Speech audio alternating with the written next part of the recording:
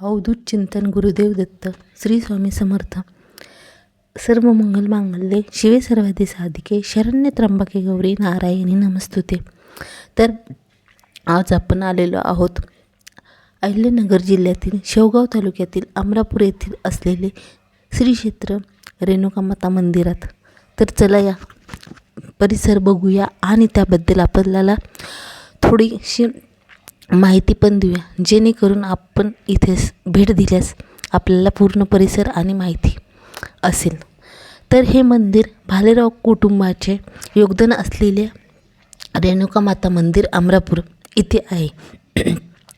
भालेराव कुटुंबाचे योगदानात असलेले रेणुकामातेचे अमरापूर येथील मंदिर म्हणजे भक्तांसाठी एक पर्वणीच आहे. अहिल्यानगर जिल्ह्यातील शेवगाव तालुक्यातील अमरापूर येथे परशुरामाची आई रेणुका मातेचे मंदिर येथे दरवर्षी शारदीय नवरात्र उत्सव हजारो भक्तांच्या उपस्थितीमध्ये 3.5 शक्तिपीठापैकी एक प्रमुख असलेल्या श्री क्षेत्र माहूरगड येथून अमरापूरच्या श्री रेणुका मातेच्या स्थानी घटस्थापनेसाठी दरवर्षी पायी ज्योत आणली जाते. देवस्थानात सकाळी रेणुका आई साहेबांचं लघु रुद्राभिषेक घातला जाऊन घटस्थापना करण्यात येते. त्यानंतर सप्तशती पाठ, महाआरती, संध्याकाळी आरती असा रोजचा नियमित कार्यक्रम राहतात. आई जगदंबाची पूजा ही प्रशांत नाना भालेराव यांच्या हस्ते होत असते. नवरात्र पार्श्वभूमीवर रेणुका माता देवस्थान व शारदीय नवरात्रोत्सवानिमित्त श्री रेणुका माता मंदिराच्या परिसरात सर्व माहिती मंदिराचे आकर्षित रोषणाई, विद्युत रोषणाई करण्यात येते. तसेच रांगेने भाविकांना मंदिरात आईसाहेबांच्या दर्शनासाठी प्रवेश दिला जातो. प्रत्येक शारदीय नवरात्राच्या वेळी विविध प्रकारची लागणारी व्यावसायिक मनोरंजन दुकाने येथे भरली जातात. तसेच देवस्थानाच्या सप्तशृंगीचे हवनासारखे कार्यक्रमसुद्धा इथे होतात. या मंदिराच्या अहिल्यानगर जिल्ह्यामध्ये प्रतिमाहूर असे म्हटले जाते. तसेच त्याचप्रमाणे इथे दर पौर्णिमेला प्रशांत भालेराव म्हणजेच नाना हे पूजा आरती वगैरे त्यांच्या हस्ते होते. आणि त्यानंतर दर पौर्णिमेला अन्नदानाचा कार्यक्रमसुद्धा असतो. दर पौर्णिमेला भालेराव साहेब म्हणजेच उर्फ आम्ही त्यांना नाना म्हणतो, ते नाना इथे उपस्थित असतात. दर पौर्णिमेला जर कुणाला नानांची भेट घ्यायची असेल तर नाना पौर्णिमेला इथे उपस्थित असतात. त्याचप्रमाणे इथे वर्षातून 3 नवरात्री येतात. त्या 3ही नवरात्री इथे साजऱ्या केल्या जातात. आपल्याला शारदीय नवरात्रीच माहिती आहे. दुसरी चैत्र नवरात्री पण असते, हे आत्ताच होऊन गेले. खरं तर आपल्याला शूटिंग चैत्र नवरात्रीलाच करायचे होते, पण काही कारणास्तव ते झाले नाही. तसेच इथं आपण बघतोय व्हिडिओमध्ये, इथे आजूबाजूला सुद्धा खूप छोटे छोटे मंदिरं आहेत. त्यात तुळजाभवानीचं मंदिर आहे, दत्ताचं मंदिर आहे, महादेवांचं मंदिर आहे. असे छोटे छोटे बरेच मंदिर आहे. ते मंदिरं ओपन नसल्यामुळे मी आपणास दाखवू शकले नाही, पण पुढच्या वेळेस नक्की प्रयत्न करेन की ते मंदिरंसुद्धा दाखवू. तिथं भरपूर शेती वगैरे आहे. तिथं गोशाळासुद्धा आहे. तिथे शेती केली जाते. तिथं पुजारींना राहण्याची व्यवस्था आहे. तिथं भोजनालयाची सुद्धा मोठी बिल्डिंग बांधलेली आहे, जी आपण बघू शकता. इथं भोजनालयाची बिल्डिंग याच्या समोरची जी बिल्डिंग आहे तिथं नाना स्वतः राहतात. तर परिसर आजूबाजूला खूप सुंदर असा परिसर आहे. शेती वगैरे पण आहे. भरपूर झाडे वगैरे लावलेली आहे. असा निसर्गरम्य परिसर इथं आहे.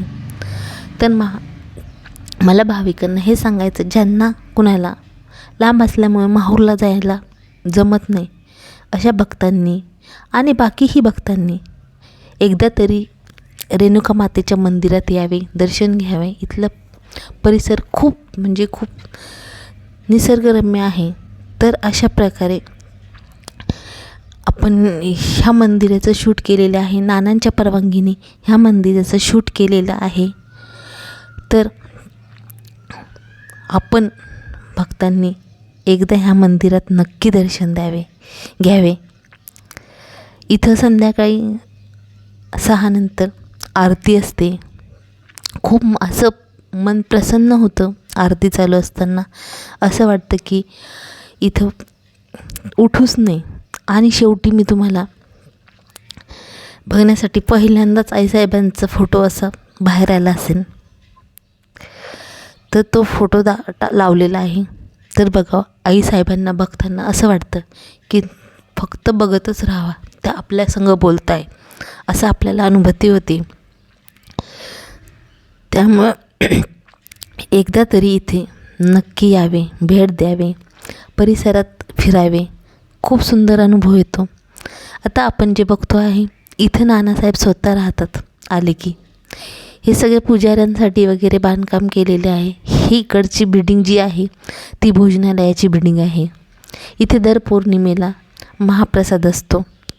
भरपूर भाविक त्याचा आस्वाद घेतात. त्यामध्ये आम्हीसुद्धा आहेत. आम्हीसुद्धा नवरा बायको दर पौर्णिमेला जातो. नानांचे दर्शनसुद्धा होतात. खूप नानांबद्दल तर बोलावं तेवढं थोडं आहे.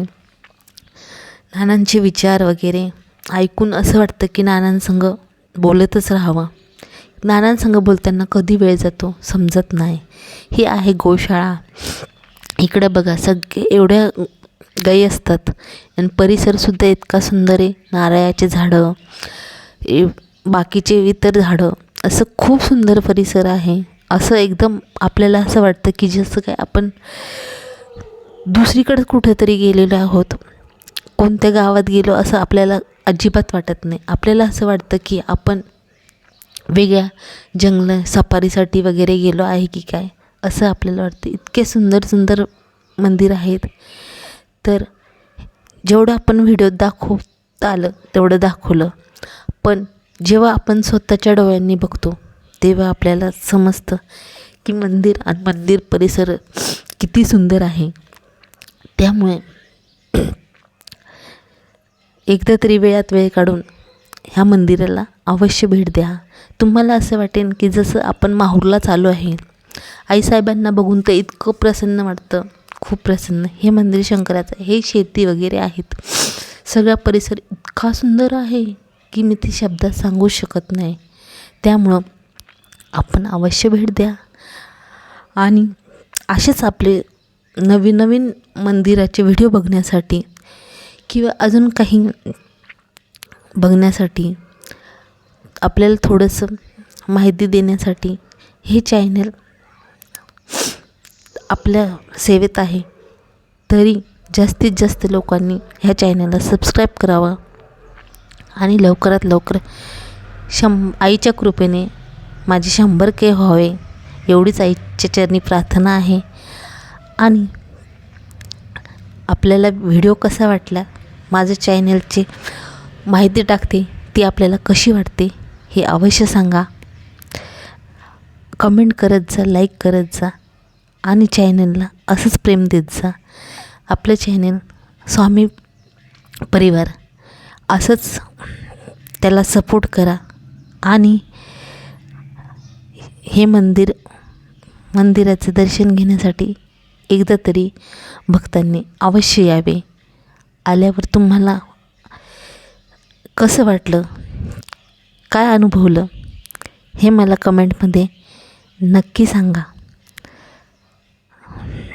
श्री रेणुका माताय नमः.